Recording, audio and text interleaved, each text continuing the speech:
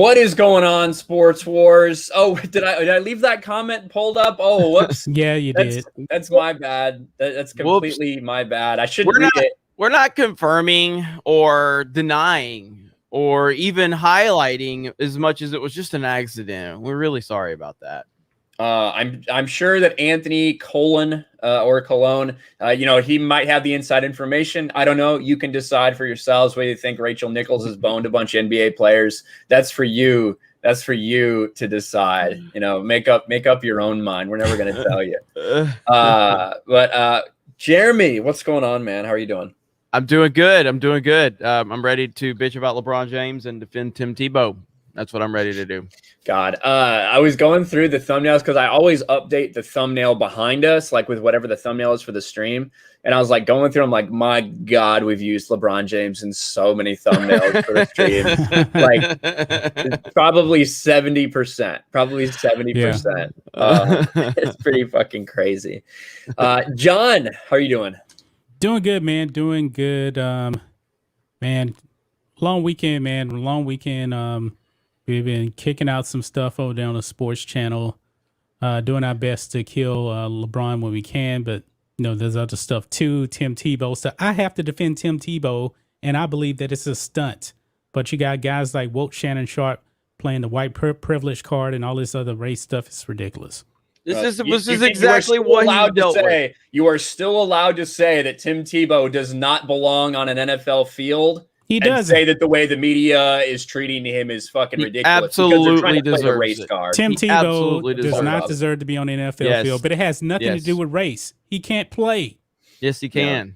Then why does he have a winning record as a starting NFL quarterback? Why does he have a playoff win? He ain't gonna be a quarterback though. How many players that can't play in the one season? Joe Flacco had a fucking miraculous Did anybody say? run to the Super Wait a minute. Bowl. Did anybody say Joe Flacco can't play in the NFL?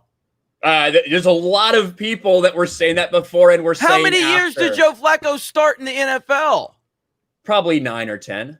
Exactly. So Tim Tebow, you can't tell me the guy with the winning record in the NFL on a bad team with an NFL playoff win can't play. You might say he's not a top-tier quarterback. Okay. You might say he's a bottom-tier quarterback. Okay. But don't tell me the man can't play. He's a below bottom-tier quarterback. He's below that. Do below bottom-tier quarterbacks play in the NFL? Yes.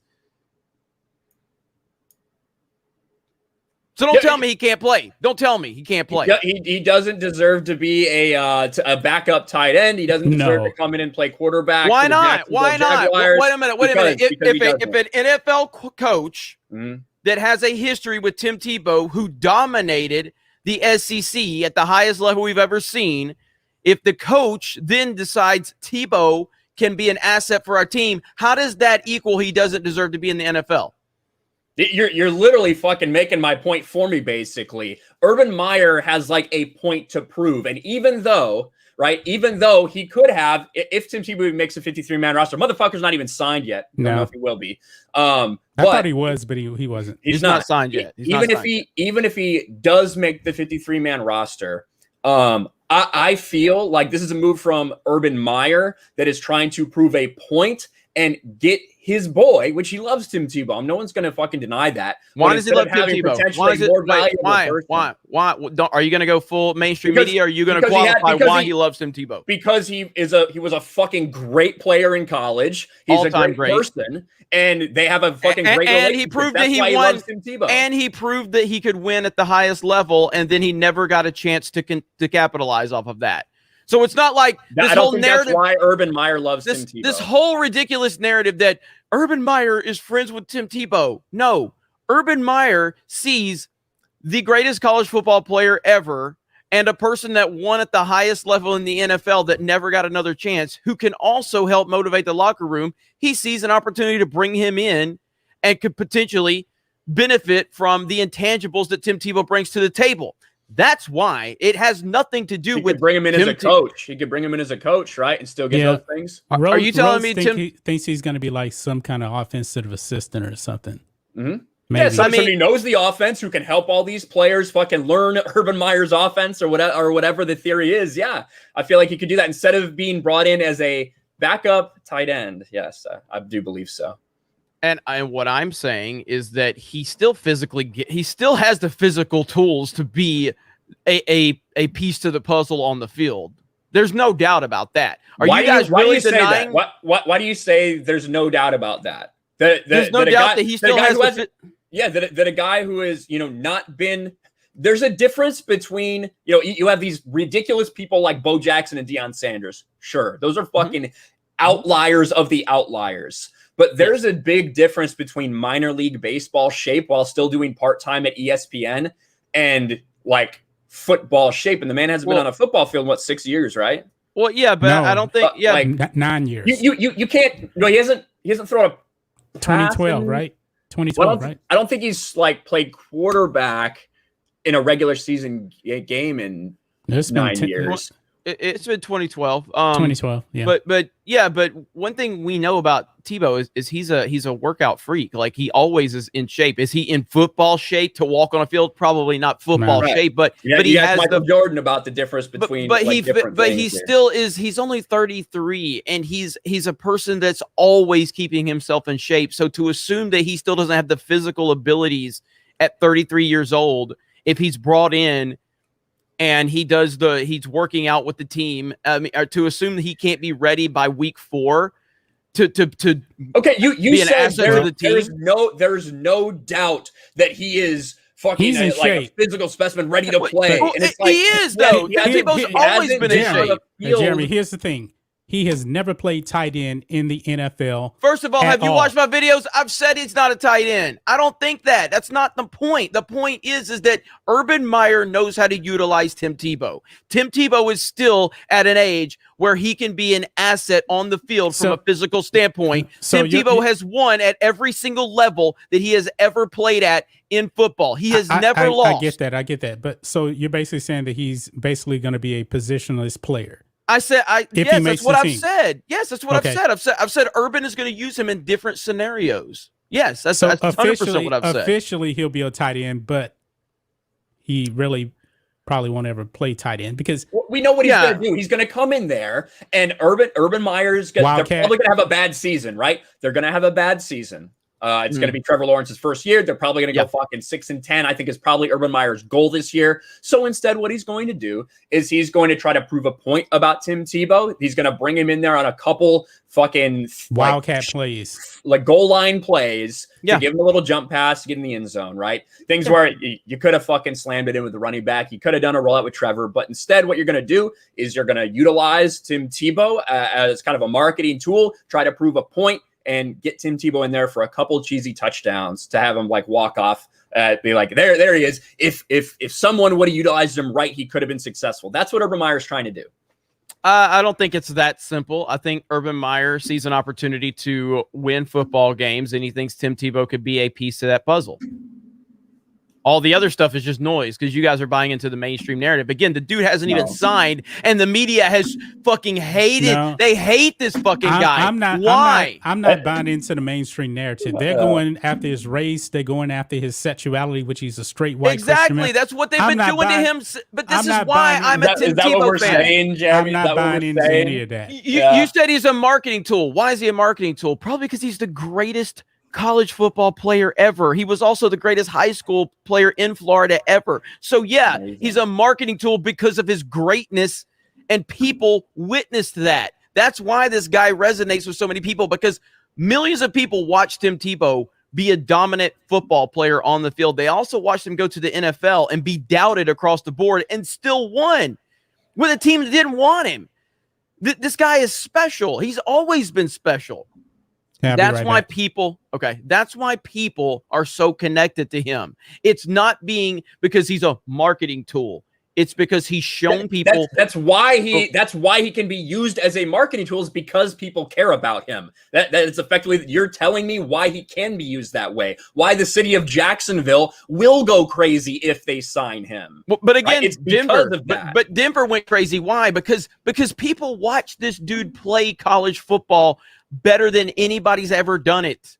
They watched it happen. It's not, but the media treated it like you literally had it never happened. Peyton Manning was throwing 50 touchdowns a year, and as soon as he threw a pick, you had a couple people You had a couple people that were screaming for Tim Tebow to be put in the game. Yes, that is 100% true. What are you talking about? I'm He saying wasn't on that, the field. He wasn't on the team when Peyton Manning was there. They were. I'm telling you, there were people chanting for Tebow, saying, "Bring Tebow back." I'm happy. They should have been. They should have been because yes, well, they Peyton should Manning have. was going for 50 touchdowns. Absolutely, a year. Yes, but absolutely. because Peyton Manning was a short-term gain and a long-term loss. And Tim Tebow could have been the long-term gain, but they decided to run him out. They never wanted him in the first place. This has been my entire problem with the Tebow situation. Never liked him in college. Very much was against him in college. But damn if he didn't earn my respect. And when this dude got treated like this, when he went to the NFL, I'm going, something's wrong with this picture. This is the greatest college football player of all time, and the media is acting like he never accomplished anything. The media is treating him like he's a circus animal. The media is treating him like he's getting all this hype because of his morals and his values and his religion. They're not even mentioning his records in passing and rushing. They're not mentioning he was the youngest person to ever win the Heisman. He was a sophomore. It never happened. They didn't mention that he finished at a Heisman the other 2 years as a finalist. They just acted like people love him because he's religious. That's not why people loved him. No, it's not. No, of course, yeah, they loved him because he was great. He was in the spotlight all the fucking time. But when you look at, say, number one draft picks, say quarterbacks that are drafted number one overall, it's safe to say that all of them likely had very good college careers, or at least various like great years. You know what I mean? And when you look back at the history, there's a lot of busts at number one. There's a lot of busts in the first round. There's a lot of busts in general because but they always get a chance to fail on the field. They always get a chance to fail on the field. The college game does not always translate to the NFL. So I get he's a great college player. He's a fucking incredible college player. Greatest college player of all time. And he also did it in the NFL, and he never got a chance to capitalize off of it. You got to look at what you have on the field and how you're playing and how you're winning. If you play like dog shit for 3 quarters and then have some fucking miraculous happenstance come back in 4th quarters, if a team looks at that, they say, this is not fucking sustainable. We're moving on. Like, John, you're muted, just so you know. He's eating. I know that because I thought he was talking. I just saw his mouth and I thought he was fucking talking. Cheesecake, the best dessert ever. Is that just plain New York cheesecake? Low carb, no sugar. Hey, I see people trying to debate this whole greatest player ever. You bring Herschel Walker up. Guess who broke Herschel Walker's rushing touchdown record? Tim Tebow. Guess who also was breaking SEC passing records when he broke Herschel Walker's rushing record? Tim Tebow. There's nothing you can say. His stats they dwarf anybody's. Look at all these things that happen in college. No, again, that's the point, though. That's why people love him, because he did it at that level, just like he did it in high school. And then what did he do? He came to the NFL, and he did it again. And then he never got a chance to capitalize. He did not. All right, he did not. Wait a minute. His first season, he has better numbers than John Elway. In his first 16 starts, he has better numbers than John Elway. Stop talking. Don't even go there. What you're saying does he or not? Wait a minute. You guys don't want talking right it's now. It's absolute blasphemy to put John Elway and Tim Tebow in the same conversation. Hey, I'm just facts are facts. Hold on. So, Jeremy, what you are just saying, your argument is that Tim Tebow broke all these records. His fucking numbers, you can't match his numbers. Look at what he did in college. It's incredible. Then he came to the NFL and did the same thing. And I said, stop, hold on. That's not the case. You can argue that Tim Tebow won.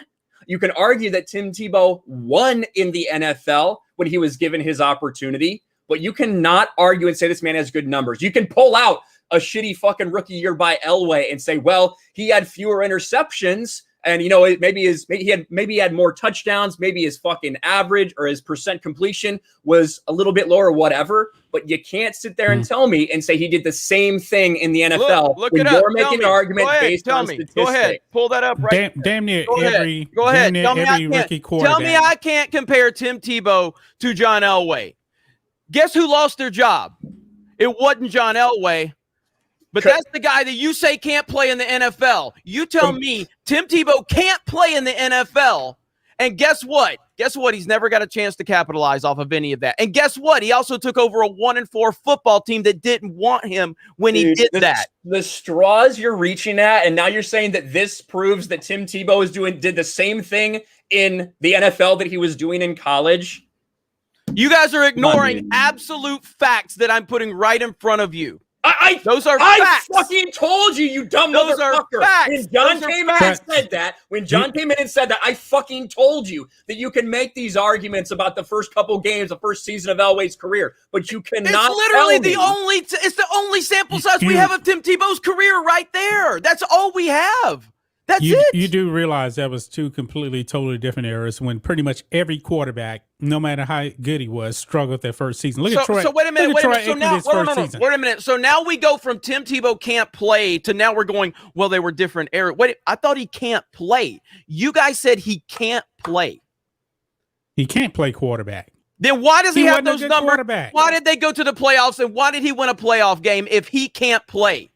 Jeremy, they won games when he threw 3 passes. And three. It wasn't because of him. Oh, so then why did they go from a 1-4 team? They made one change and they went to a playoff team and won a playoff game. What other changes were made if it wasn't Tebow? I'm telling you, man, you can make these same arguments, Jeremy, about like when Derek Carr went to the Raiders and they fucking won all these games.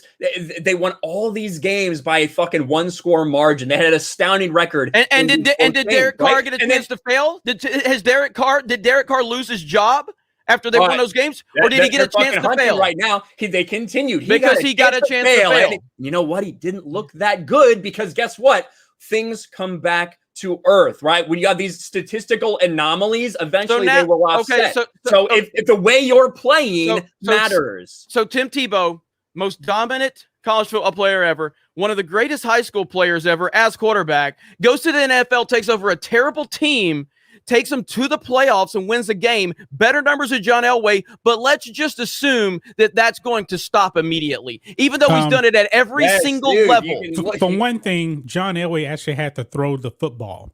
Tim Tebow didn't have to throw the football. He wasn't throwing the football. How do you get more yards, more touchdowns, and a better winning percentage without throwing the football? Completely different era, man. So he didn't throw the football to get those numbers, John? Back in John Elway's day, nobody was even throwing for 4,000 yards. It was rare. So Tim Tebow didn't throw the ball. Tim Tebow was playing in an era where literally everyone's throwing for 5,000, but I wouldn't agree with that. Back in 2012, people weren't throwing for 5,000. Yeah, they were. Tom Brady threw for 5,000 and Okay, first of all, are we really holding Tom Brady as the only thing? Drew Brees threw for 5,000 yards. So two of the greatest football players to ever live. You don't even have to go. Wait a minute. You guys said everybody's throwing for 5,000, and you used Tom Brady and Drew Brees. Let me tell you the top four. Let me tell you the top four in 2012. Drew Brees had 5,200 yards. Matthew Stafford had 4,967. Tony Romo had 4,903. Tom Brady had 4,800. So that's what we're saying. 4,000 was the norm. That's just the top four that showed up. So I can look more though. Okay, so we're taking the top few quarterbacks in the NFL and going, well, but that's everyone apparently, right? Because how many quarterbacks in the bottom tier do you think produced numbers as good as Tim Tebow and wins as much as Tim Tebow? I mean, again, 10 touchdown passes and 4 interceptions. Can't throw the ball though, right? Can't throw the ball. He can't throw because ESPN played a few highlights of him throwing ducks in practice, and you guys have defined his entire existence off of that because the media has pulled you in. I watched every fucking Broncos game. I've already told you. And Chad, just so you know, whenever Jeremy fucking tries to do this, he just says, well, you're just on the same side as the mainstream media. You are. Their criticism of Tim Tebow is not rooted in anything other than fucking like hatred. They hate the fact that he's doing. They hate the fact that he's Christian. Two things can be true. They do. Right? The media can despise Tim Tebow for the color of his skin, and he can also look like dog shit on the field. Those two things are true, but Jeremy always tries to put us in this. You're just believing the media narrative. You Despite the are. fact that I watch every single fucking We are Broncos not agreeing game, with the mainstream every media. single Hey. Tebow snap I in the just NFL. hope you guys- I fucking watched. Hey, you The got fuck are you ESPN. talking about? ESPN will probably love to bring you guys on with your Tebow He takes. does. I'm No. just telling you. Am I wrong? Am I wrong that would ESPN love your Tebow takes where you say he sucks? My he never take- belonged on the field, even though he won a playoff game with a bad team that didn't want him. He never knew how to play. He never deserved it. He was always garbage. I said he doesn't belong on the field. He deserved his chance to go out there, and he did it. Despite the fact that he won these games, I do not believe he deserved to be a long-term solution. That he deserved to fail, because I can look at that and I can see on the field that is not a long-term solution. Based on your logic, Tom Brady never deserved a chance either. Because he was 199th I can look pick. at the Bears. Look, I can look at the Bears, right? I can look at the Bears back when we had these fucking quarterbacks like Jim Miller and Shane Matthews and all these things. Despite the fact that Shane Matthews got us to a playoff game against the Eagles, we ended up losing the divisional round in a very close game, right? Despite that fact, right?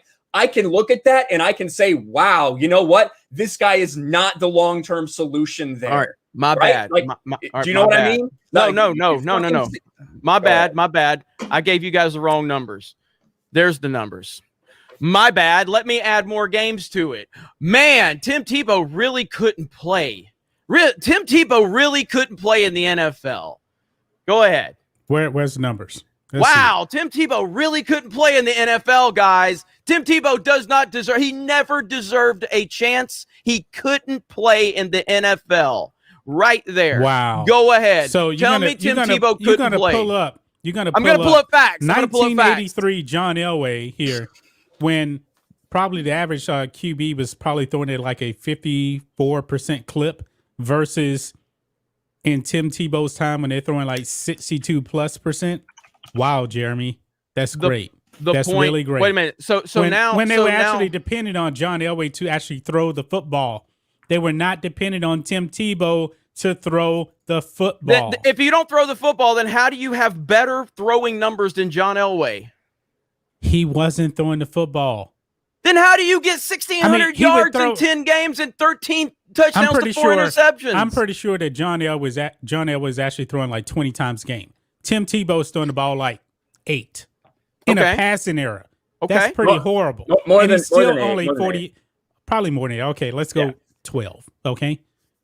I think if you probably run it, I mean, I can look at the numbers, but my entire argument is that Tim Tebow deserved to be on the field to fail, as you guys all assume he would. He earned the right to fail on the field, and he never got the chance to fail on the field. He proved that he belongs in the NFL. You can say he belongs in the bottom tier NFL quarterbacks. I'm not going to argue that point.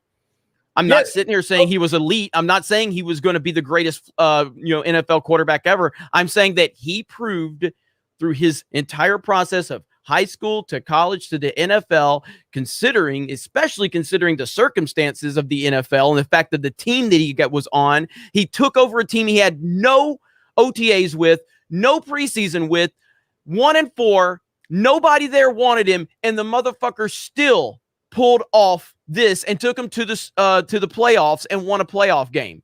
That means the motherfucker earned the right to continue on. And he never got a chance because the media decided they hated this dude's guts before he ever stepped on the field. Jeremy, they turned him into a circus. He got signed by other people. He got signed by the Jets.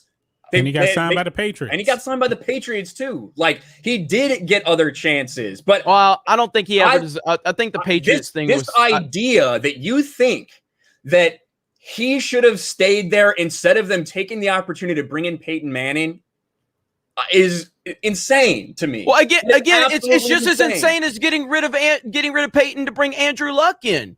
Who was more successful post that decision, Peyton or Andrew Luck? Who won more Super Bowls? Who won more playoff games in that 4 or 5 year window? Peyton Manning did. They made a long-term decision. He was coming off an injury to his neck that it was kind of iffy if he would actually be able to come back. That's why they traded him and got Andrew Luck. But they were never going. They were never going to stick with Peyton, based on the fact that they had Andrew Luck coming in. So they were making a long-term decision and moving on from a short-term gain. And I think when you weigh these things, I would say that you're much more likely to have positive outcomes in the future with Andrew Luck than you would with Tim Tebow. Based on what we saw of Tim Tebow on the field. I'm not disputing that either. That's but the why point you make is, that decision. But the point is that are you going for a long-term decision? Clearly, I believe in the long-term prospects of Tim Tebow. So are you going for a long-term decision or a short-term gain? Because there was probably like 20 teams in the NFL that could have looked at their quarterback situation and probably said, I'd rather have Peyton for 2 years coming off neck surgery than whoever I have. There was like 20 teams in the NFL that could have done that. There was only about 4, I think, that were really looking at that opportunity. There were only a couple, right? Because some of these guys have established people. Obviously, the Patriots aren't going to be looking. A lot of these other people, where they're all weighing those same exact things, Jeremy. And the Denver Broncos, you're right. They didn't want him in. He was never the plan. They fucking adjusted everything they could around him. They changed the complete offense because he Wait a minute. I hate this fucking argument about it changed. Every goddamn team changes their offense when they get a new quarterback. The fucking Patriots just changed their entire offense for Cam Newton. That's what every team does. They don't often do it in the middle of the season. Yet but they had to in that. When you're 1-4 and you change quarterbacks, you do change the offense to benefit the quarterback you're bringing in. This happens on every team, and you guys have listened to the media, and you seem to think that it only happened for Tim Tebow. I hate that fucking argument. Who fucking said that, you retard? Nobody fucking said that. You both have said that they changed it. Who said that they've never done it for anyone else? Who the fuck? I'm saying, why do you make that point? You are the only one who just made the point, Jeremy. They changed the offense for the quarterback. Yes, every team does that. And when it came to Tim Tebow, that included pretty much not throwing the ball anymore. You guys keep making that argument like it only happened to. Well, the offense changed for Tebow. A lot of people bring in people that they think will fit for them. Even when Tom Brady went to the Bucs, especially when you bring up backup quarterbacks, you fucking bring in people that you think will fit what you're doing. But the point is stop using that as an argument. You always both use this as an argument that they changed the offense for Tebow. They literally changed the offense for any time a quarterback has changed. But because that's what happens. It was a complete 180. I'm telling you what happened. I'm telling you what happened, and you're upset about it for some reason. I don't know why you're fucking upset. I don't know when you acknowledge that happened. Of course it happened, because this is the only time this has ever happened. This is proof of this. Like, we're just saying they changed the offense for Tebow when he came in. Like, they changed the offense for every quarterback when they come in. So why is that even a point to be made? Yeah, but they pretty much abandoned the pass because he can't throw. They don't change the offense for every quarterback. Every quarterback not named Tom Brady or Peyton Manning. Yes, they do. If you're not an elite quarterback, they're going to change the offense for a quarterback they're bringing in to highlight his strengths and cover his weaknesses. That's literally what every NFL team does. You bring it when you sign backup quarterbacks. Often you're looking for people that fit your system, so you don't have to do that, Jeremy. Their system was the worst in the NFL, and they were 1-4 for a reason. So maybe they needed to change their system. You think about that, and guess what? When they changed it, they went from a losing team to a winning team. Wow, what an amazing concept. You go from the worst team in the NFL and look up Denver's numbers. Not only that 1-4, look at the previous season. You combine that 1-4 to their previous season, they were one of the bottom 3 teams in the NFL. And then Tim Tebow, the only change they make, takes over, and suddenly they become a division winner and win a playoff game. What does Tim Tebow get in return? You're done. We don't want you anymore. However, we never wanted you. When he gets returned, we're actually going to sign Peyton Manning, a Hall of Fame quarterback. Yeah, I'll take Peyton Manning. And then he got other opportunities. He got other opportunities with the Jets. He got another opportunity with the Patriots. Jeremy, he could beat out Mark Sanchez. Now, when he went to New England, I knew he was going to make the team in New England, but he couldn't beat out Mark Sanchez. But one of the things with Tim Tebow was fucking, at least, like, we know obviously he's going to get signed to this gadget player backup tight end. he was willing to do that. He was willing to go play as a fucking fullback or a backup tight end or whatever to be a gadget player while he continued to try to develop his skills. He was willing to do those things, which is why he got those opportunities. Which you have to respect the guy who's continuing to try to achieve this dream. I love the chat. Chat's on fire. I fucking looked at him. Let's get to these super chats. I mean, there's still people out there. There's a few people that you guys still have on your side, even though you're all wrong. But I mean, at the end of the day, the media hates Tim Tebow. Jeremy's using disingenuous arguments that even though I'm using facts. No. Hey, why don't you fucking listen? Jeremy's using disingenuous arguments by saying you're just listening to the media when he knows for a fact that I watched every single Tim Tebow snap. Every single Tim Tebow snap because I watched every fucking Broncos game that era that he was there. So despite knowing that, what he wants to do is he wants to set a narrative against me and John by saying, well, you guys agree tangentially with the media. So you are the mainstream. Hey, ESPN would love your takes. ESPN would love your takes. No, they wouldn't, because I'll call him out on that BS with this crazy stuff they're bringing in Colin Kaepernick and comparing. No, they would not like my take. Yes, they would. They would love you for your Tim Tebow takes. Like, man, we need to get these guys on. My take isn't race-baited. Exactly. It's not race-based. It doesn't fit their narrative. Is Jeremy angry Cap didn't get a chance? Cap got plenty. Cap failed on the field, you dumb fuck. Cap got more chances than Tim Tebow. See, I'm so tired of these fucking idiots. Colin Kaepernick failed on the fucking field, you dumb fucks. Look up his numbers. Hey, Jeremy, just so you know, these are the type of people that are on your side. Edward, this is a fucking game winner right here. Fucking Kobe, fucking Edward with pronouns in his fucking bio with a mask in his profile picture is on Jeremy's side. Just so everyone is very clear.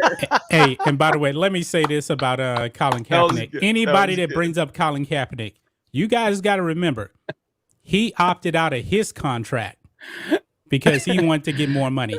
He opted out. Okay, Colin Kaepernick opted out of his contract and thinking he would get more money. Didn't work out. He was done. And then he had opportunities to come back and he blew him.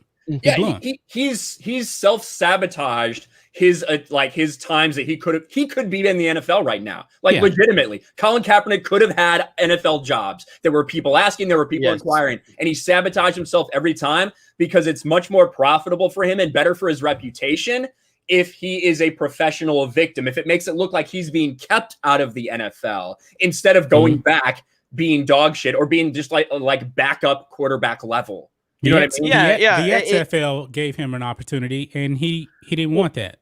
I mean, let's not forget, the Ravens were looking at signing him, and then his fucking girlfriend called the Ravens owner a slave owner and called Ray Lewis all these names that I'm not going to repeat here, but Steven. But Colin Kaepernick failed on the field. I mean, I was a fan of Colin Kaepernick. I fell for it. I'll be honest. I remember Colin Kaepernick at Nevada. He was really good in college. I didn't think he was going to translate to the NFL. But when he got to be that starter, and then obviously Jim Harbaugh covered a lot up, but he had some great moments. He was really good. I was saying the same shit about Kaepernick back when he was successful. I had a buddy who was a fucking 49ers fan who would fucking go all the time fucking talking about Kaepernick. I want to punch him in the fucking face. And I said, the motherfucker has one throw only. It is a fucking beeline line drive. The motherfucker has no touch. He can't read defenses. It will fucking stall out. He will not be able to continue this. And eventually that's what we saw happen. And that's when to me, when you're building a fucking franchise, that's something that you have to look at is how you are winning. And if you think it's sustainable, there's an element of luck in a 16 game season of football. There's an element of luck involved. And I think how you play and how you look does matter when you're building a team. Well, I just think Colin Kaepernick, he was never no one believed in Colin Kaepernick coming out of college. Even though he had a good college career. He had a very good college career. But no one believed in Colin Kaepernick. It wasn't like there was this big fanfare based on what we saw in college. He just, he was there. And then Jim Harbaugh came in and, had a great, environment, great culture, great system. And then Kaepernick, I mean, again, let's not forget, it's not like Kaepernick took over a bad team.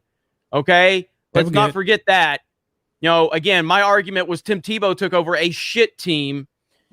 Colin Kaepernick took over a really good team, and barely missed out winning a Super Bowl. But it's not like this team wasn't in position to go to a Super Bowl already. Yeah, and like they should have been there, honestly. If you don't have two muffed punts from their returner in the NFC Championship game, they likely are in the Super Bowl with Alex Smith, probably. 100%. Wasn't that Super Bowl where the lights went out? Yeah. Ravens, it was the Harbaugh. And like Jim Harbaugh, I've seen his fucking shtick. There's a reason that he leaves after 4 years. Like every place he's fucking been, he has like success because he has his energy and he invigorates people, wants them to play, but it wears after time. He's not a good talent evaluator.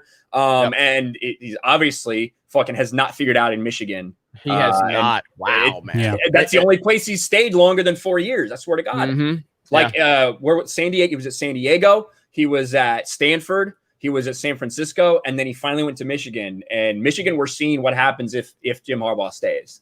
And I am curious, how I don't know. Jim Harbaugh might be the biggest overachiever or the underachiever we've seen, though. Like considering, like I think he went in. Wasn't he the highest paid? Didn't he get more than Saban when they initially hired him in at Michigan? It's very close either way. Very close. Yeah. And the fact that he has not made it happen, man. I mean, I know like Clay Travis always says he's the most overrated coach in, college football or in football history. I think there's an argument to be made. So yeah, I'm not saying like I don't care about someone being an asshole. And I don't think Harbaugh's necessarily like an asshole. I just think that he has a very I agree with Ryan. He has like a very it's kind of a gimmick, right? He's like the old ball coach, that kind of thing. And that can grind on people over time. Now it doesn't matter if we're talking about players or staff or people in charge of Michigan. You know what I mean? Like his superiors. Nick Saban's an asshole. To be great, you have to be an all-time great. You have to learn how to adapt. So, like again, Tom Brady is a classic example of that. He has adapted every single time that there's been a shift in the game, the shift at New England. Sometimes their offense is the thing that pushes the team. Sometimes it's defense, and Brady can shift into whatever he needs to. Nick Saban, the reason he's the greatest college football coach ever is because he has changed with the game. This is a historically defensive-focused coach. But now the game has changed and the rules have changed. And now it's a more of an offensive minded game and he adapts. Jim Harbaugh doesn't have the ability to adapt to anything. Jim Harbaugh comes in there and Ryan's 100% right. He has this energy. He brings this certain kind of vibe and he keeps people energetic, but it wears thin after just a few years. And he doesn't know how to kind of shift into anything else.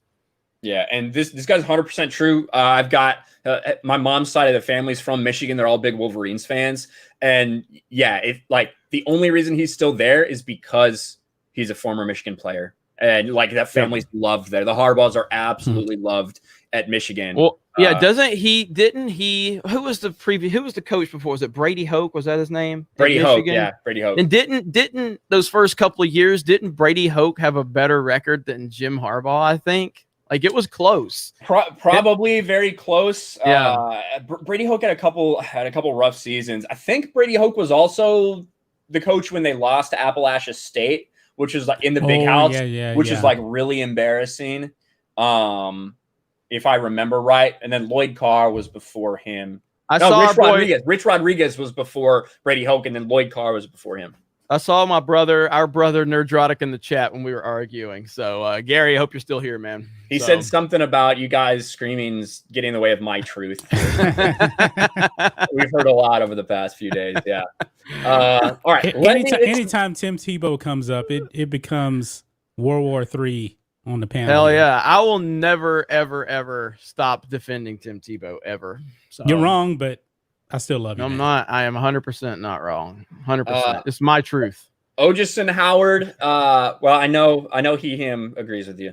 Ogeson Howard for $5 says Bama that guy's crying in the corner right now. says Bama sucks. Go Ducks. I'm sure that guy will probably go get a free Krispy Kreme donut with his vaccination. But thank you, Ogeson Howard. Bweezy Bird for $5 says the Corona Bros that called Adam Silver a capitalist pig are probably going to praise him as the greatest for finishing the regular season. Probably really no major hiccups in terms of a non-bubble NBA season. Of course, they had very limited capacity fans.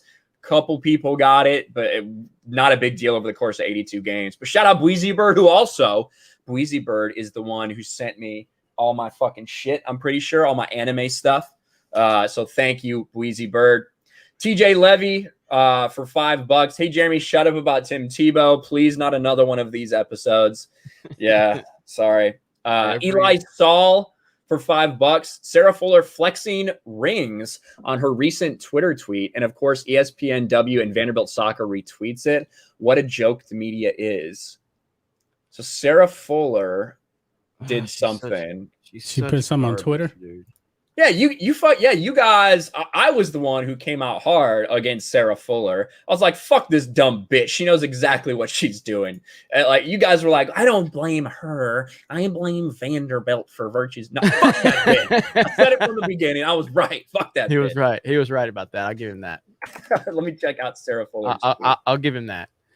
Yeah, because then she went to the White House and all that bullshit, you know, and so cringe. So cringe. Fucking irrelevant hack. This would be like me showing off trophies if I fucking went and played in Little League right now. That's basically what these are for fucking Vanderbilt women's soccer. Look at this guy tagging Clay. Hey, Clay Travis, how many rings you got? What a fucking loser. That dumb face, too. I can't stand that chick. Can't stand her. Such garbage. Maybe we'll make a video about that. Yeah. So maybe that'll be it. Just a short. We'll do a YouTube short of us shitting on Sarah Fuller.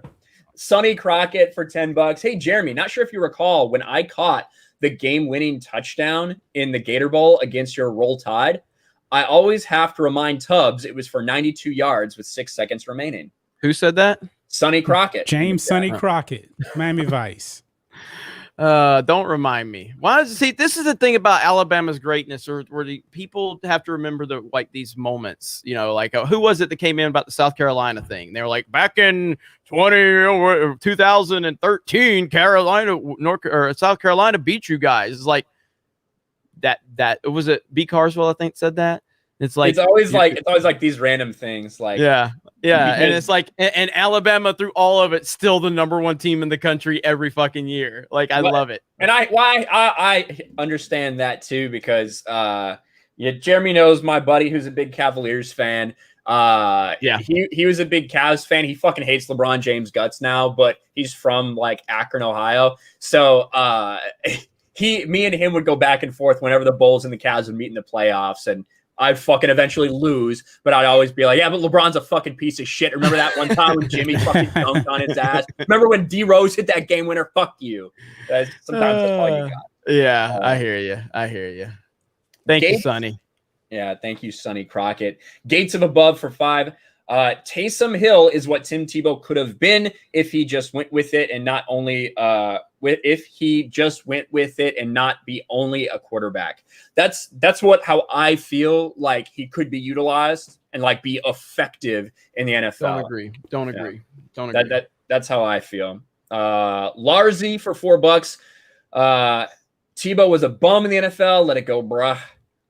I'll let it go. LA for $10. Hope Tebow does well in Jacksonville, but I can't blame the Broncos when you have an opportunity to have a Peyton Manning in your building. You take it. Bucks did the same thing with Brady. Yeah, and I would say, I mean, Jameis Winston put up crazy numbers, unfortunately crazy interception numbers too. In both ways, 30 for 30. Yeah, 30-30. But he still failed on the field because they never were successful. Nope. JJ52 for $2. Ryan, chill, bro. Is that Freddie Prinze Jr.? Bro. Thank you, JJ52. The Greg for $5. Uche, fun fact. Tom Brady has as many Super Bowl rings as seasons the Jags have made the playoffs. Hashtag Where is Uche? Fire Chip Kelly. Thank you, Greg. Uche will be on. I don't know. He can join in. Him and John and Ryan will get along on their Tebow topic, but he'll be on Mario Kart tonight. Patrizio Corella for $5. Jamarcus Russell was allowed to start more games at quarterback than Tim Tebow. I mean, were they going to bring Tom Brady or Peyton Manning into the Raiders? Was that there? The point is they wanted him more than Denver wanted Tebow. They invested more in him. Oh yeah. They invested more in him, so he is going to get a longer leash. That's what you see when you invest in players. Where was I? John Gibson for $5. Ryan, quit going Kellerman on Tebow. The entire point of bringing Tebow in is to be a media shield for Lawrence. That sounds like a fucking Kellerman take to me. I don't know what you're fucking talking about. The idea, they're just bringing him in so the media focuses I don't agree with that at all. Instead of any of his qualities, his intangibles. I don't agree with that at all. So that sounds like, I mean, thank you for the super chat, John Gibson. Before I roast you too hard. I've learned my lesson roasting people over super chats. So, I'll try not to. Dark Side Droids for $5. Ryan, I tagged you on Twitter for the best Tebow video ever. All right, I'll check it out. Tim Tebow, incredibly bad. I imagine it's just going to be a compilation of really bad throws. Probably. Let's see. He escaped. I mean, literally every quarterback's made that throw in the NFL. He's throwing the ball away. Is this going to be the entire game?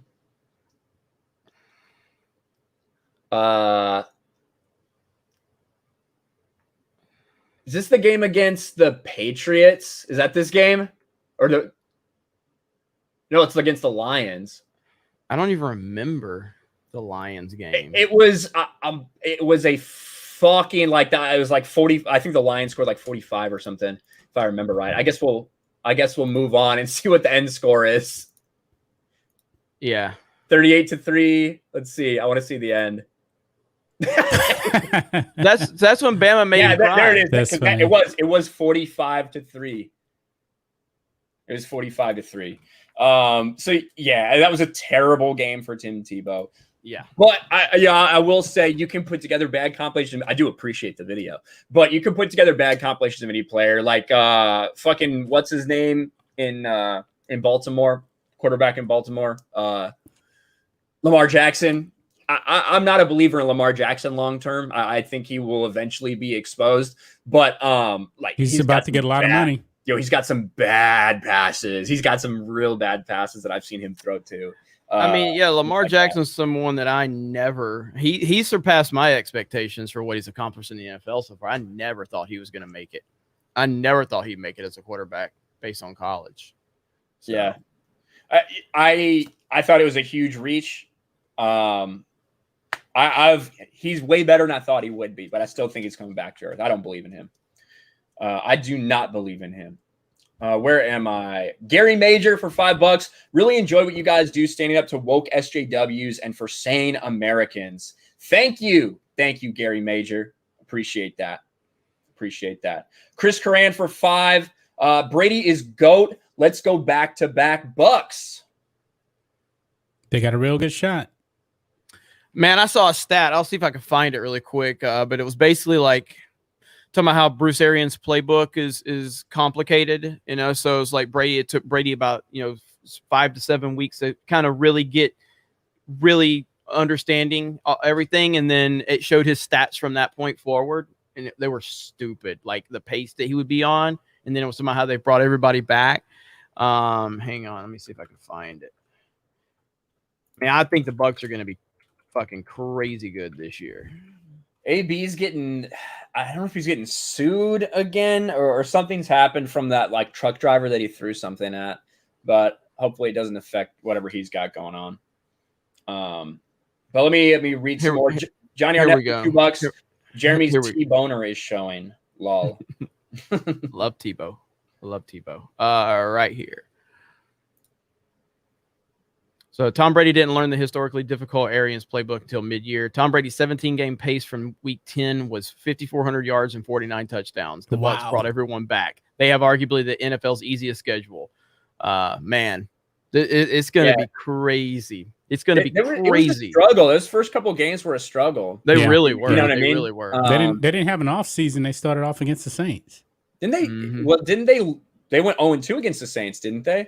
Yeah. Yes. Because yes. Oh man, the mid-season one is when when Brady threw like 4 picks or something. They got fucking okay. So that second game against New Orleans is one of the worst games I've ever seen in Tom Brady's career. It was bad, and that was a primetime game on Sunday Night Football. Yeah, it was division. So you're going against your division opponent, a game that you already lost. You theoretically needed that game, and they showed up and got embarrassed. And at that point, I was like, okay, maybe the Brady haters were loving it though. Yeah. I was like, maybe this isn't gonna work because that was ugly as fuck. Yeah, so. Absolutely. Alex Blepp for $2 says message retracted. I'm not sure what you said, buddy, but thank you for the super chat. Jarrett Pierce for $5. Do you guys think the UFC will eventually be more popular than the NBA? I think pay-per-view is tough. Pay-per-view is tough when you're talking about.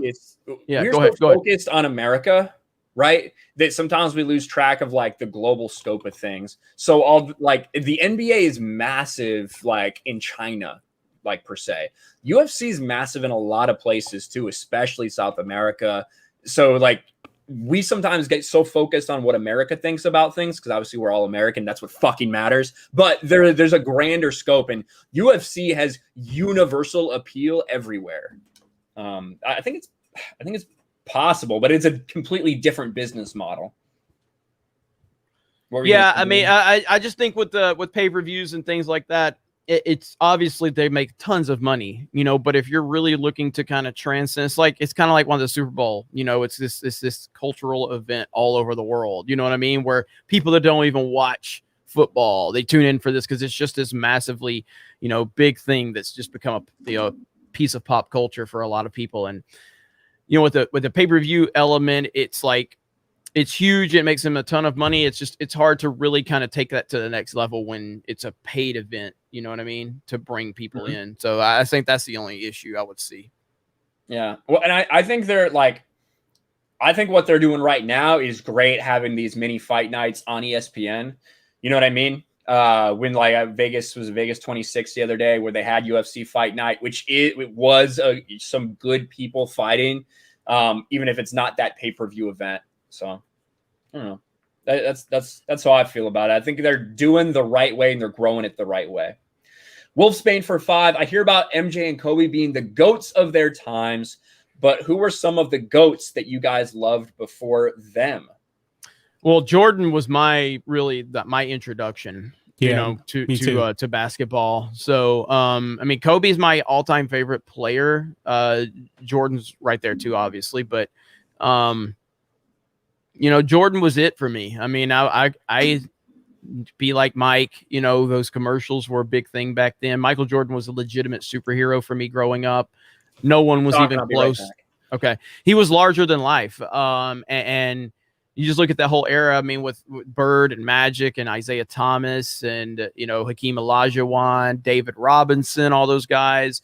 But Jordan was it for me. What about you?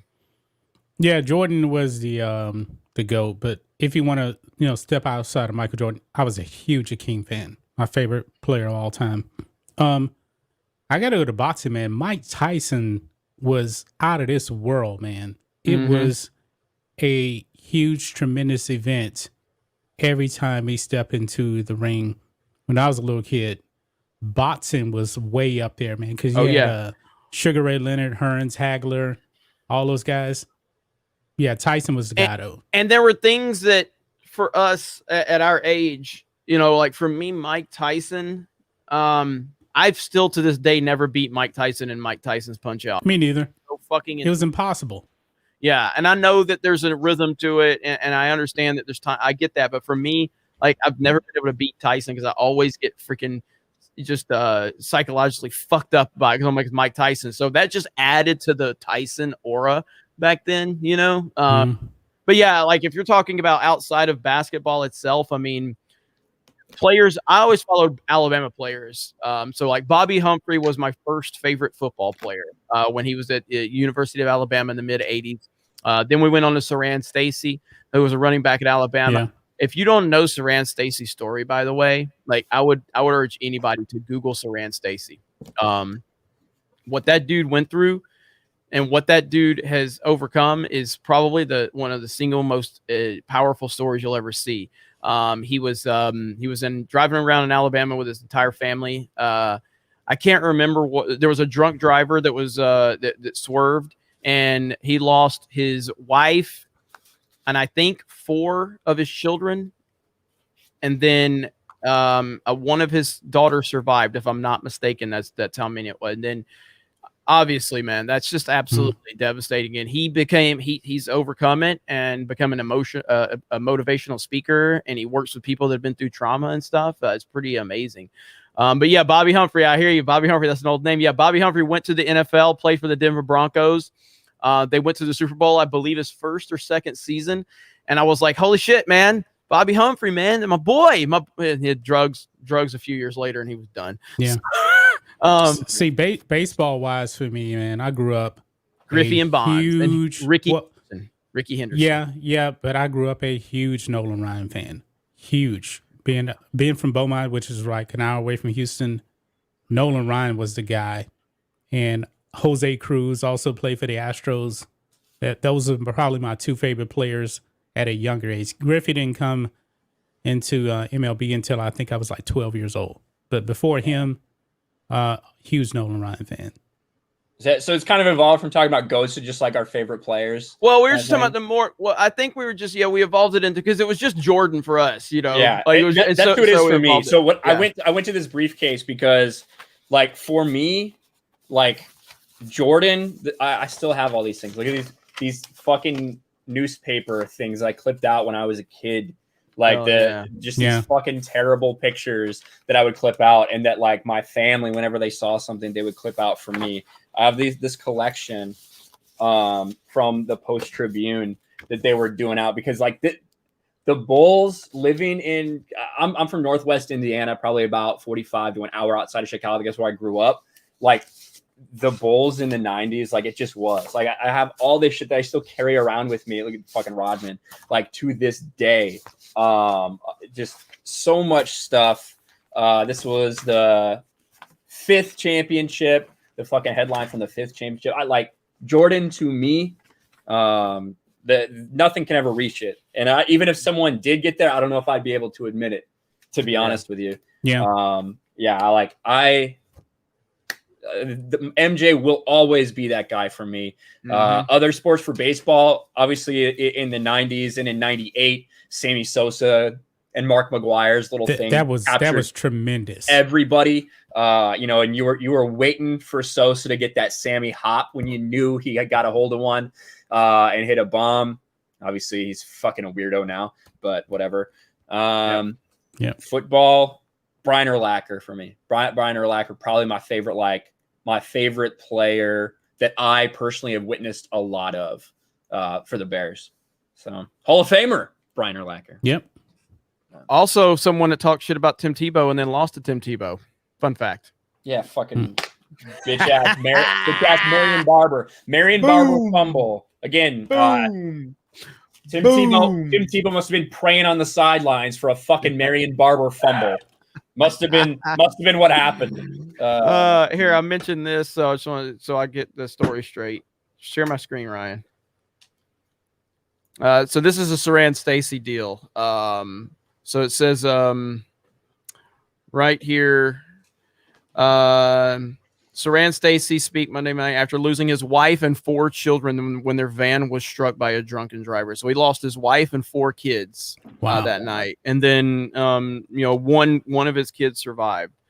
And it's man, he was really, I mean, he was never like the best. He was not like an all-time great at Alabama. He was a solid player though, and I followed him because he played right after Bobby Humphrey. But I don't think he did anything in the NFL. But yeah, that's crazy to overcome, and he did overcome it, man. And it just speaks volumes about him as a human. But yeah, it's Jordan was the man. There was, I don't know if people understand, if they're not our age. I don't know if they understand how big Jordan He was huge. It's the biggest. He's the biggest name. Him and Michael Jackson are the two biggest names of my lifetime, and I don't know if there's ever been a bigger star than Michael Jordan. I think it's probably they were on the same level. Michael Jordan, Michael Jackson, same level.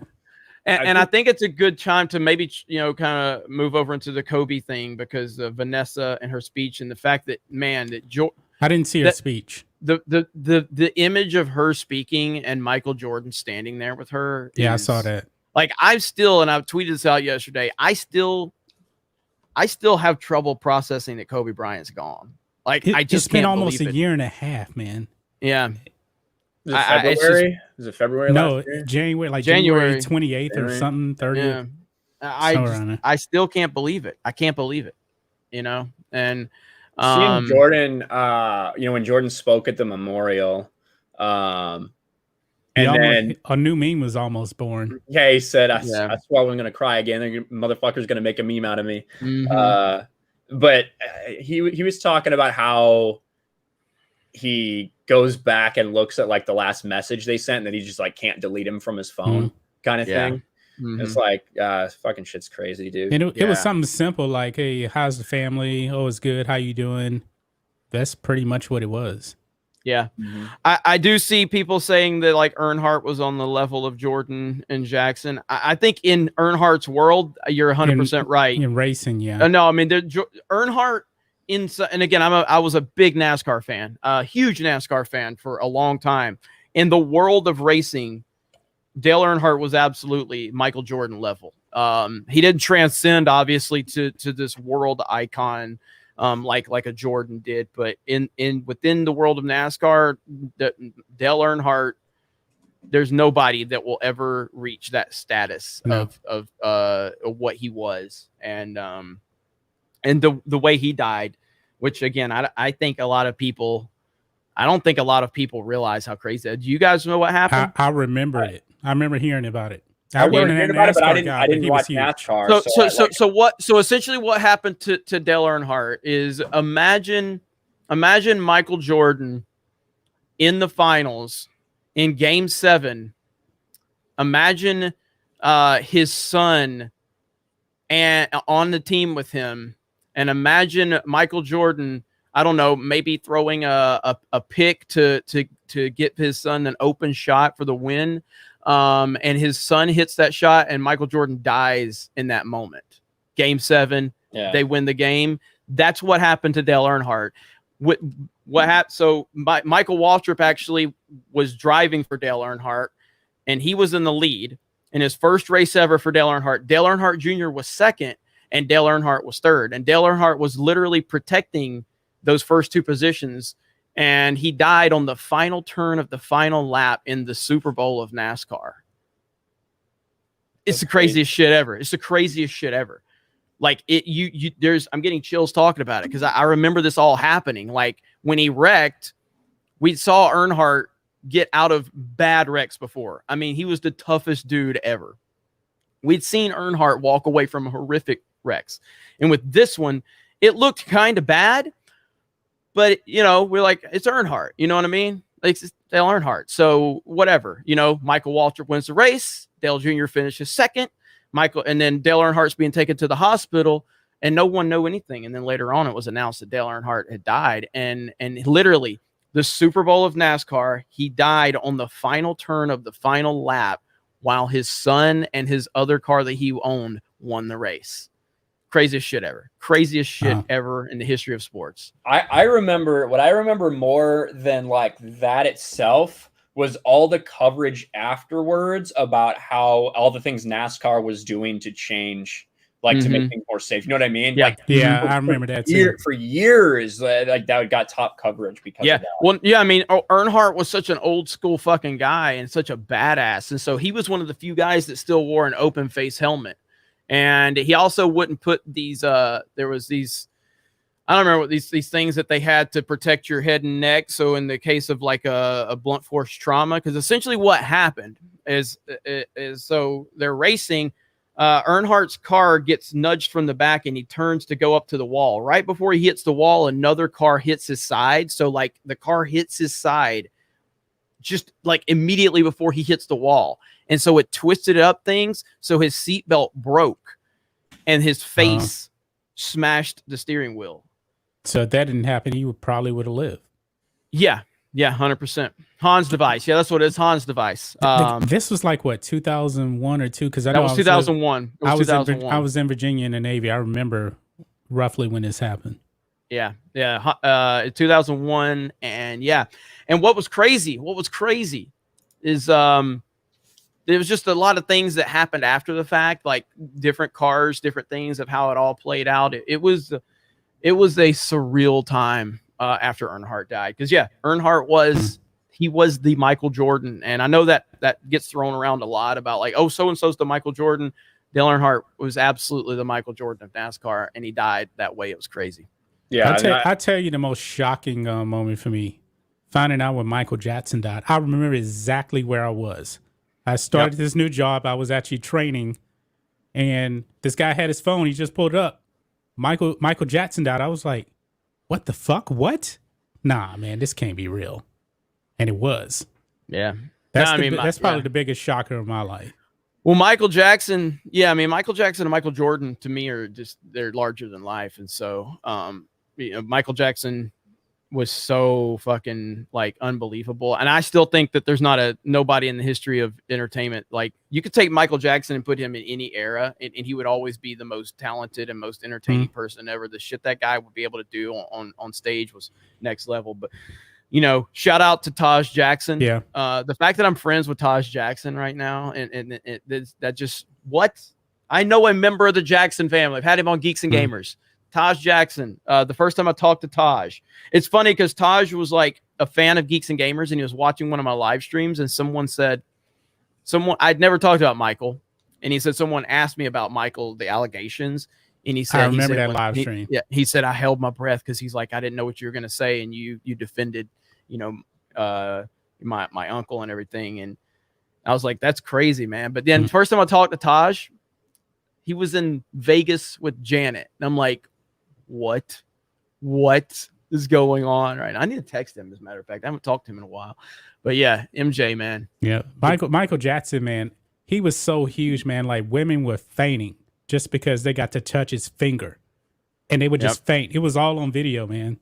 Yeah, it's crazy. Man, I see a lot of people saying Tiger. I see a lot of people saying Tiger in the chat. Yeah, Tiger, like you can argue that what Tiger did for golf may have been bigger overall than like what Michael meant to basketball. When you look at both those sports and like where they were and where they were after, that process. But yeah, I love Tiger, man. But we do have to move on. We can't talk about this all day. Rick Moranis for 5. I keep expecting to hear Jeremy say, I thought this was America. This is not America. Thank you, Rick Moranis. KViz for 20 says, what the heck happened to D Rose? Did he ever get better? D Rose and Julius Randle got the Knicks back in relevancy.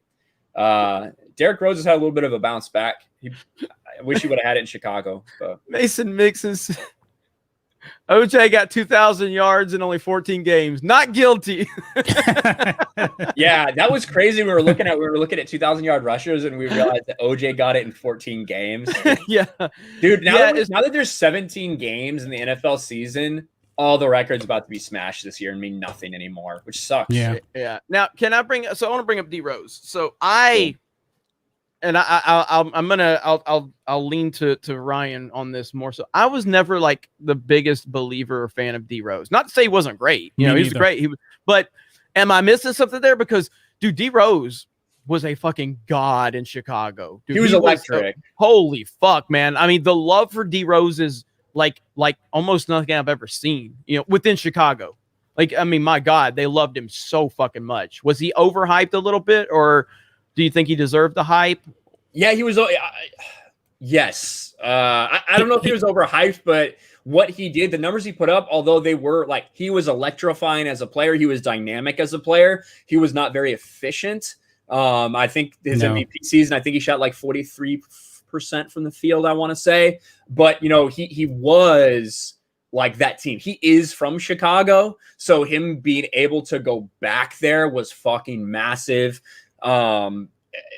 Also, he was the first superstar they had since Michael Jordan. Correct. That was the biggest thing. The Bulls were a dumpster fire after Jordan retired. It was the first time that like we had really felt that back in Chicago again. And I think the biggest thing when it comes to D Rose is just unrealized potential, because after that ACL against Philly, which came with a couple minutes left when they had like a 15-point lead in the fourth quarter in game 1 against Philly, it was just a struggle from that point. It was a struggle going through injuries. When is he going to come back? His brother got involved. I was drunk as fuck during a Washington Wizards Chicago Bulls playoff game in Washington because I was living in Virginia at the time. And I was screaming at Derrick Rose. I was bitching him. I said, "You're the healthiest motherfucker on this team, but you refuse to get on the fucking court."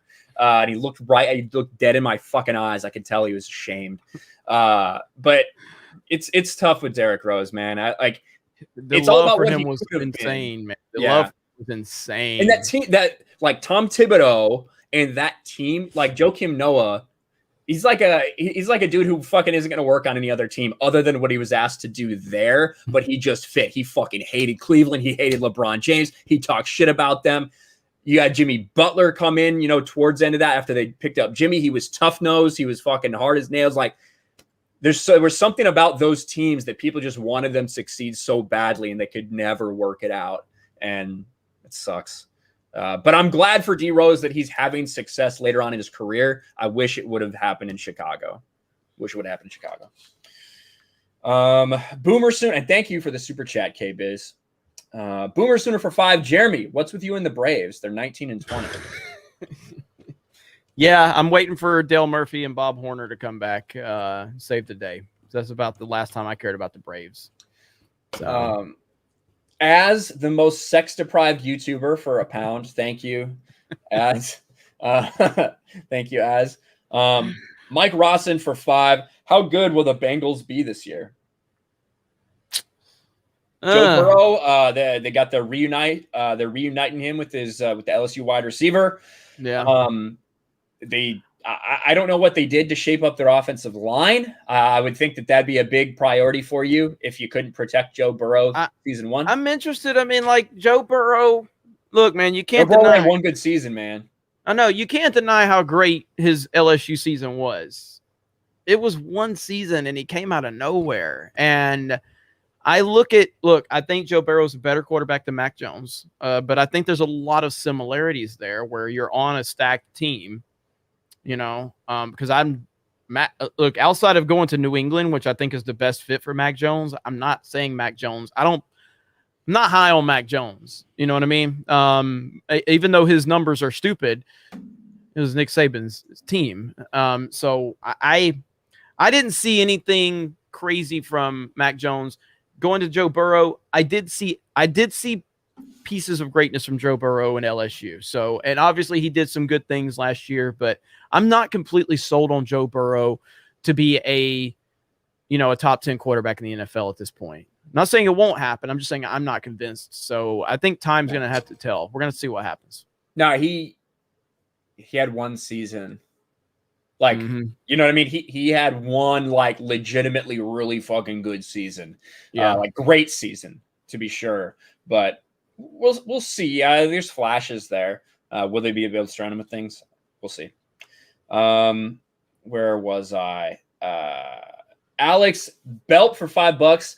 Sarah Fuller showing off her rings is like Kevin Durant talking shit when he took the easy way to get a championship. Lol.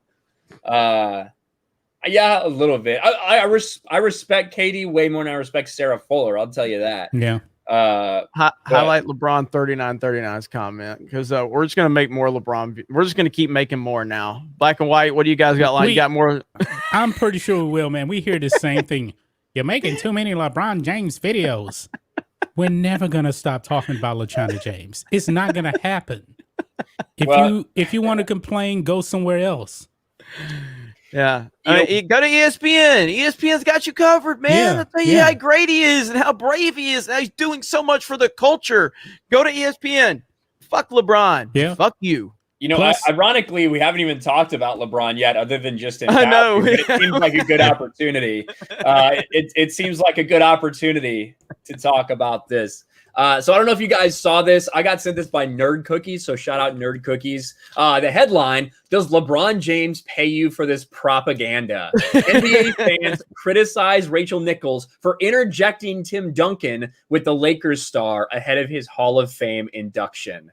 So I want you guys to listen. This is Rachel Nichols doing an interview with Tim Duncan as he's getting inducted into the Hall of Fame. So you would think that this would really be about Tim Duncan, you know, that since he's the one that's going to the Basketball Hall of Fame. Considering Tim Duncan is easily one of the, you know, I would say some people have him in top 10. Some people have him top 10. I have him top 20.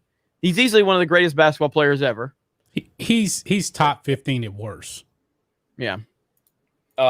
Sometimes you forget about him because he never talked. You know what I mean? Yeah. One of the reasons you should love him is because he fucking kept all that other shit out of it. But it says that the part being discussed on Twitter comes after the 3:30 mark of the video below. So Rachel Nichols, who has been seen flirting with LeBron James behind the scenes, who is probably, you know, taking an NBA cock or two. Let's just be real. Here we go. Let's listen to what she says to Tim Duncan. We're basically being counted out, and we have a bad beat the year before in losing to the Heat, and we fight our way back, and we put ourselves back together, and we get back to the championship again and win that one. So in every respect and every time, there's special moments in there, and everyone means a little different, but a whole lot. Well, we talked back at that 2007 finals. You had a memorable exchange with LeBron James. I want to play it for everyone now. Take a listen. Good job, buddy. I love how you are 15. Stay that way, man. Stay that way. You're going to drive these guys. This is going to be your league in a little while. But I appreciate you giving us this here. That was, of course, after the final game. You Look said this is going to be your league, but I appreciate you giving us a year. What was that moment like? You could just tell what he was going to be and who he was going to be, and that he was going to be such a dominant player for such a long time. And it kind of goes on, and you know, Rachel Nichols decides to bring in LeBron James to this for some reason and ask him how he feels about LeBron James and what that means. Again, in Tim Duncan's Hall of Fame interview, you decide to bring up this moment where he prays upon LeBron James and wanted to know more about that from back in 2007, right? And she got absolutely roasted on Twitter.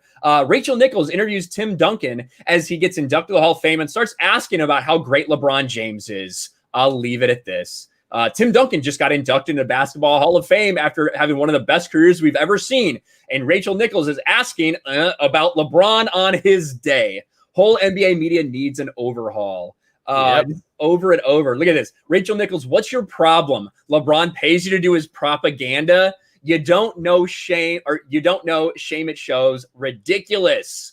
Dude, over and over. She gets fucking blasted. Leave it to Rachel Nichols to force Tim Duncan to talk about LeBron the day before he gets inducted into the Hall of Fame. And you could see like the way he looked down where he's like, why are you fucking talking? Exactly, man. Like, this is a guy who very rarely talks.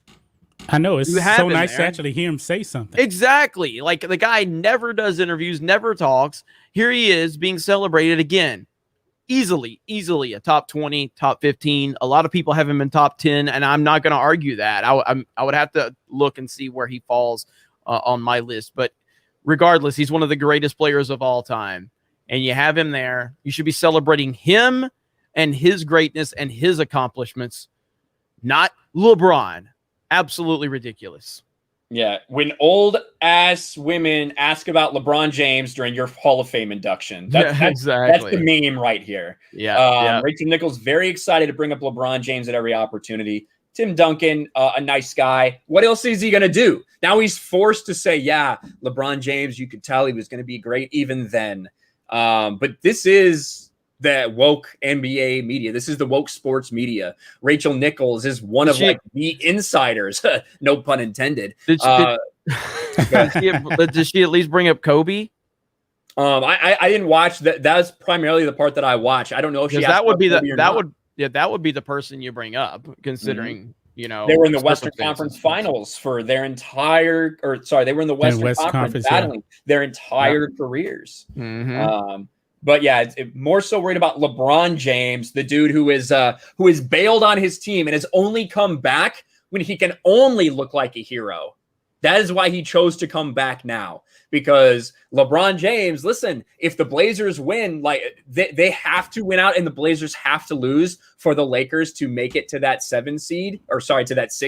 Yeah. Now, LeBron James only has things to gain from coming back, nothing to lose. So, of course, that's why he chooses to come back now. But Rachel Nichols is I used to like her maybe like 10 or 15 years ago when I thought she was still hot. Not so much anymore. And she's obviously a woke piece of trash. Yep, 100%. That's a good video clip. We're going to upload that later. But let's get back to some of these super chats. The Joker for $5. Listen, man, I love you guys. Keep crushing SJWs. But Jeremy, the Jets traded for Tebow, and he was so bad at practice they have Greg McElroy. Yeah, I mean, McElroy sucked. I mean, as an Alabama fan, I can tell you that I was not a fan of McElroy in the NFL. But yeah, I just think that the media attention scared off any opportunity. Like, there was no opportunity for Tim Tebow to ever develop or anything. They never wanted to give him a chance. So, I mean, I followed all of it. Hell, I saw Rex Ryan the other day saying how he understands why, why Urban Meyer hired him. And who was on there? Was it Marcus Spears?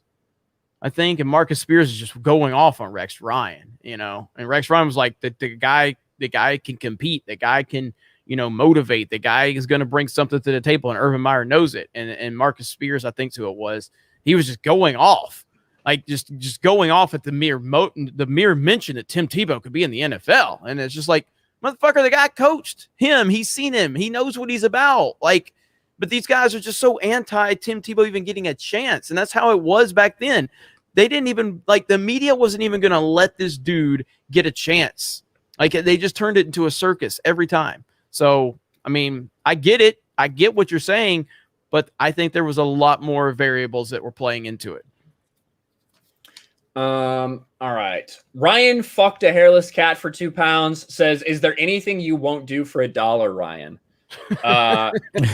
Haven't found out yet. Mark Roberts for $5. The profile pictures of me, that creepy ass one where it's like, that one's bad. It gives me nightmares. Mark Roberts for $5. You guys should check out the sports channel on YouTube called Behind the Line. The host discusses similar topics just like you guys do. Behind the Line. We'll check it out. Behind the Line. Rachel Nichols' YouTube channel is actually called Over the Hill. But all right, I pulled that up, so I will try to take a look at that later. Thank you. Nicole Valenzuela for $10. It's a damn shame how basketball will never be the same. Both NBA and ESPN are so busy praising Princess LeBitch as if he's some kind of team leader with his fake stats and consistent flops. Yes, thank you, Nicole, for the super chat. It's very obvious they do everything they can to protect him and not criticize him. The idea that this man has been claiming he's never going to be the same again after a simple ankle sprain. How is he not getting roasted over and over and over? He clarified it again. What did he say? I can't remember exactly, but it was like he basically retorted. He changed his mind completely on it. I guess once he finally had a good game when he came back the other day. I don't remember exactly. You got to look it up. I think it's on like Sports Rush or something. He's the worst. Yeah. Bert for $5 says, "Do you guys think that Tim Tebow has watched Mark Wahlberg's Invincible movie one too many times?" That's a good movie. That's a good movie. I haven't seen it. I need to see it. That's a good movie. That's funny. This is ironic. Alex Belt for $5. Y'all remember when that clown Rachel Nichols brought up Derrick Rose's rape allegation after he dropped 50 with the Timberwolves? Shaking my fucking head. Yeah, I do. Because that's what woke losers like her do. We saw with Kobe after he died, right? Yeah. Like that's what these disgusting individuals do. I saw somebody get offended because I called Rachel Nichols a name. You're a fucking pussy if you're really upset about that. But you know that's what we do. We call people out. I'm gonna call them what I think they are. Rachel Nichols is a woke piece of shit. That's what she is. Yeah, I mean, wokeness is a disease, and this is just the types of people that are there to play victims, to bring up unnecessary things and unnecessary situations. They love to bring this negativity up when someone is seeing success, just to try to take away from it, just to create this narrative. And again, like we saw it with Kobe. It was disgusting what they did to Kobe, and that is woke people. That's what they are all about. It's all about just bringing up these horrible things in a big moment so they can capitalize off that big moment. And Rachel Nichols is definitely one of the wokest people in the media. That says a lot. Yeah, it's a pretty high bar. Yeah. Well, look who she works for. Yeah. Yep. Sporking News Podcast for $1 with 100 super sticker. What's up, Sporking? Good hanging out with you on Culture Stream the other day. And I see Sporking is he's a big believer in Mac Jones. Look, I hope Mac Jones turns out to be a really solid NFL quarterback. I really do.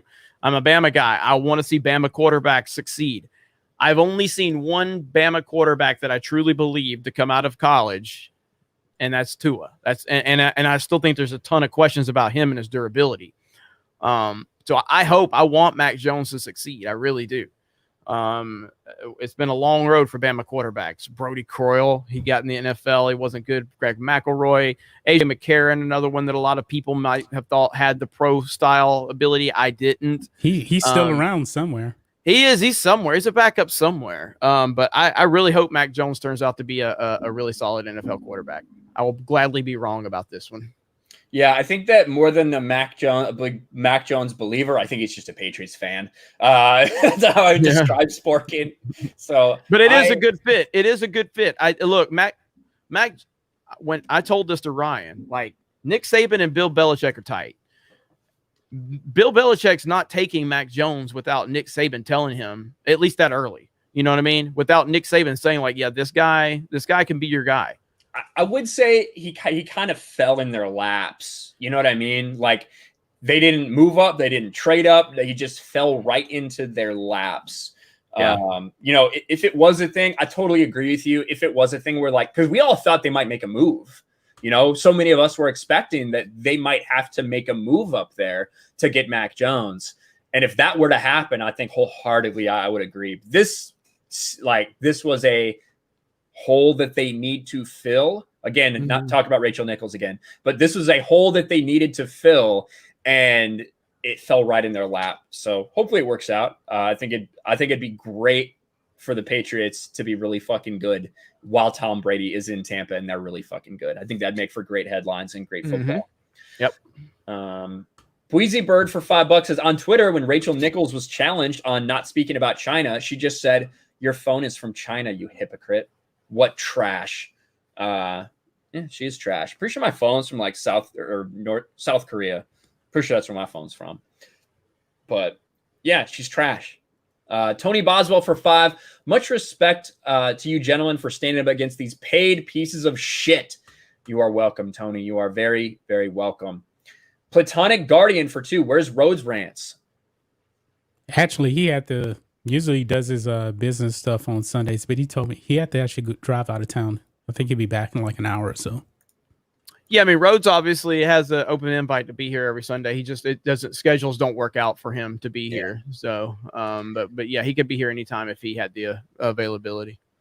President-elect Archie Bunker over on Streamlabs for $5 says video preview of the upcoming WNBA season. Let's see. It's a link to Twitter. Let me check this out. Oh, yes. Can't wait. Oh, yeah. Get it, girl. Oh my. Yes. Oh, shit. Oh,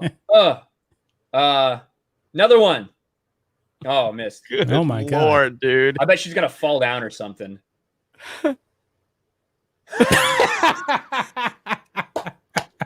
I gotta play it one more time. That is hilarious. Bro. That's hilarious. One. Good hustle. See, if Vandy 2. had Sarah Fuller, they can actually make it. 3. That didn't even make the rim. 4. That didn't make the rim either. This didn't even hit the rim. It hits the backboard, doesn't it? Wide open. Oh, it does hit the rim. Wait a minute. That defense, though, like there were 2 players. There were 2 Tennessee players. What was that? What is that defense? They got to cover the open. I was gonna say the open man, but they got to cover blocking their own player.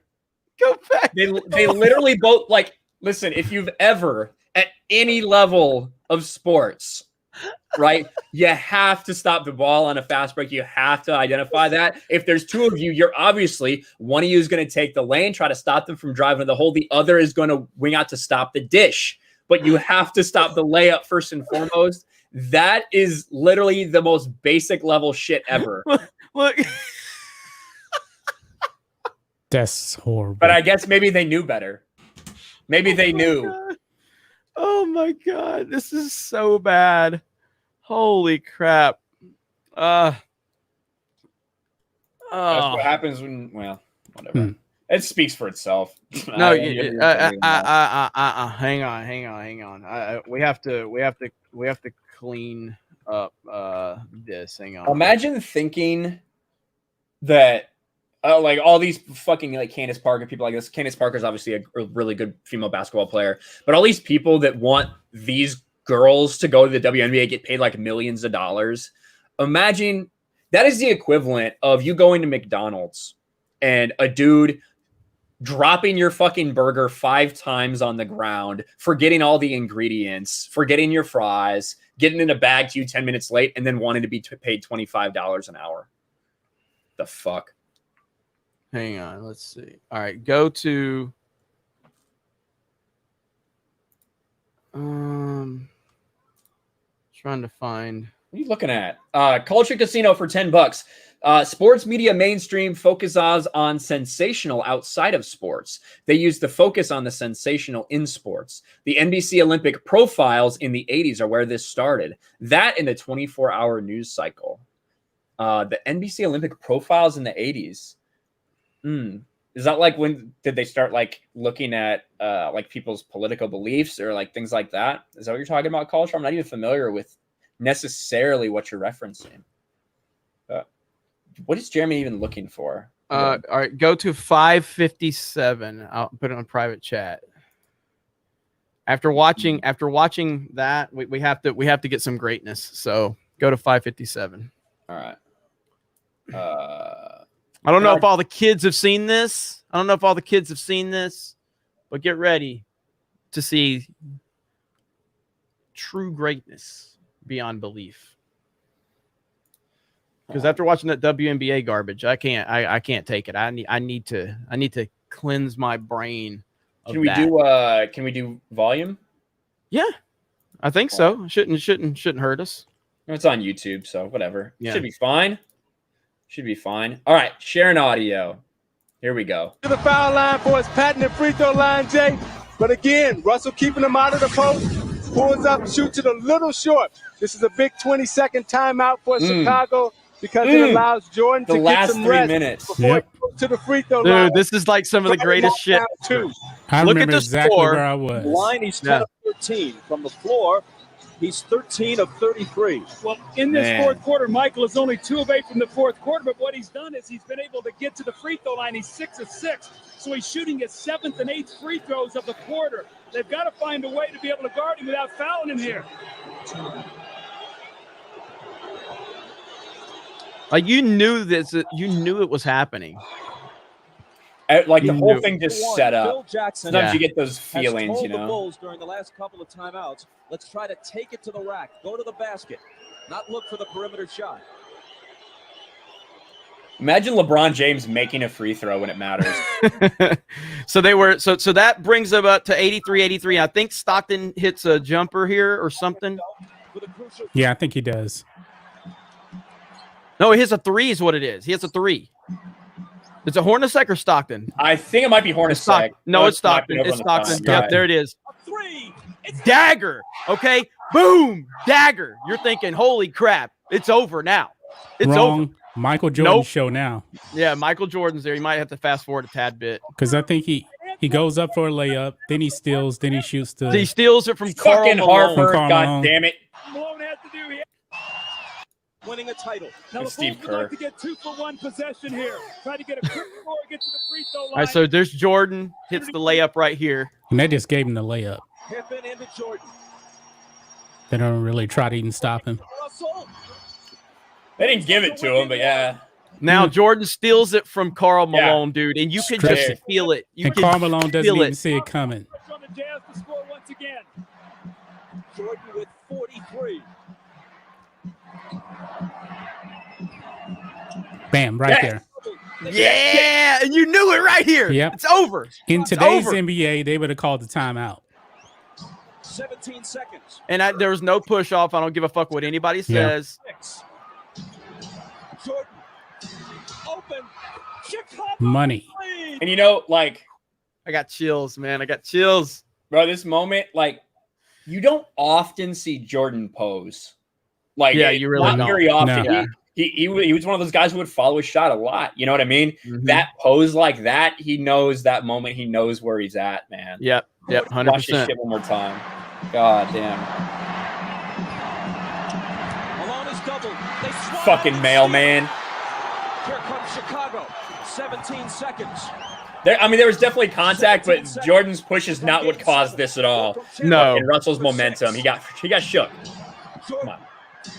Open. Chicago with the lead. Ah, so Fucking great, wet, dude.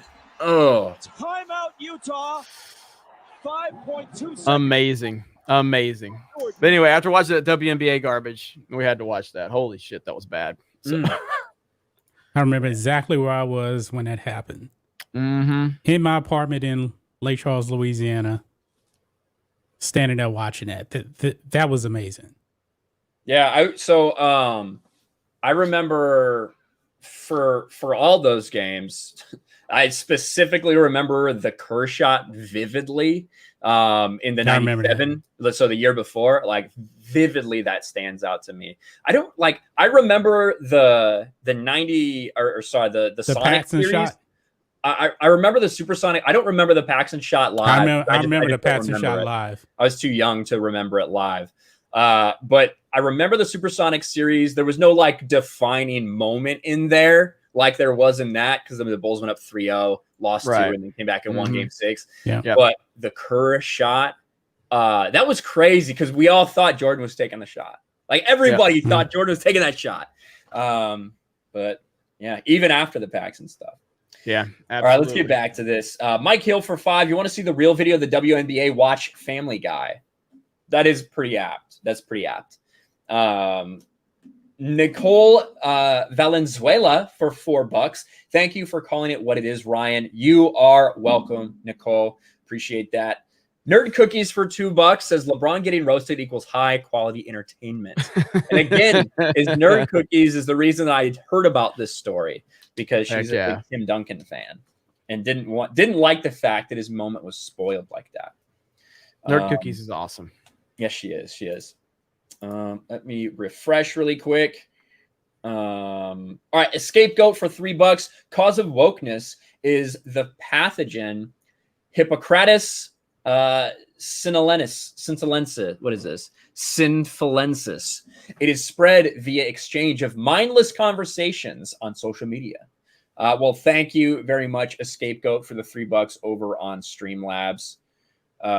Appreciate it. I think we are all caught up. How long have we been going?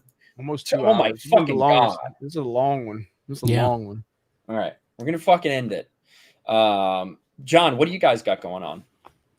Not much. I'm gonna, after I'm done cooking, I gotta go to the store too. I'm gonna find something to record. I really haven't had a chance. Sunday mornings are pretty crazy here. Not a lot. One more work week for me, then I get a week and a half off from work. So I may not even upload anything. I think Rose is gonna be taking care of everything, so I can get an actual real vacation. I did an actual sports video. I did the Albert. I knew I was not getting no fucking views. Did the Albert Pujols video. Yeah, maybe did the that lowest too. viewed thing in the last, I don't know, year Yeah. for Sports Wars. But that's how it is. We know that you guys actually want sports news as well, so we're gonna keep mixing that in there. Yeah, Yep. we started uploading to Black and White Live on the alternate sports stories, like Albert Pujols' story that went up on Black and White Live because that wasn't gonna fit Black and White Sports. Yeah, absolutely. Yeah, I saw you guys are doing more stuff on Black and White Live, just regular sports stories stuff. Jeremy, what do we have going on? Want to share this this locals post from Trump Nukem. It said, halfway through my first watch of Friday Night Tice episode, and I've got to say the entertainment value of this alone is up there with the Lord of the Rings movie. For those who haven't seen an episode, I highly recommend you pull out a large snack or 10. Be prepared to get drawn into quality entertainment. Lots of laughs. 10 out of 10. Geeks Gamers continues to raise the bar on quality. Keep up the great work, guys. And just in general, just go check us out on Locals. There's the Sports Wars account, so you'll be able to, if I'm not mistaken, Ryan, so if you're a follower of it without being a supporter, you can still get notifications and for the feed. You just can't interact. You can still see the posts and everything. Right. So even if you can still like and everything, you just can't comment. Yeah, That's all. right. So definitely please go over there, follow us on Locals, consider becoming a supporter as well. You'll get exclusive access to a lot of our premium content like we do on geeksandgamers.com.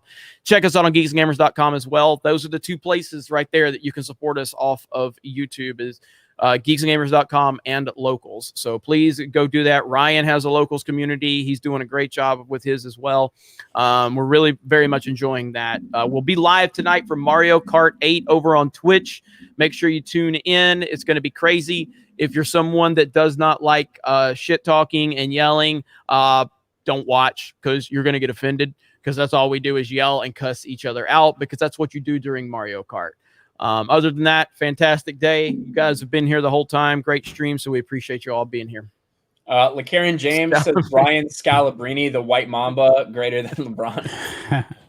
Dude, I've been in United Center during blowouts where Scalabrine, like literally the rest of the drunk crowd that's there when the Bulls are up by 30, just wanting to see Brian Scalabrine so bad. Be New for $20 says, love y'all streams and content. Thanks for logical take on sports news. Nice network.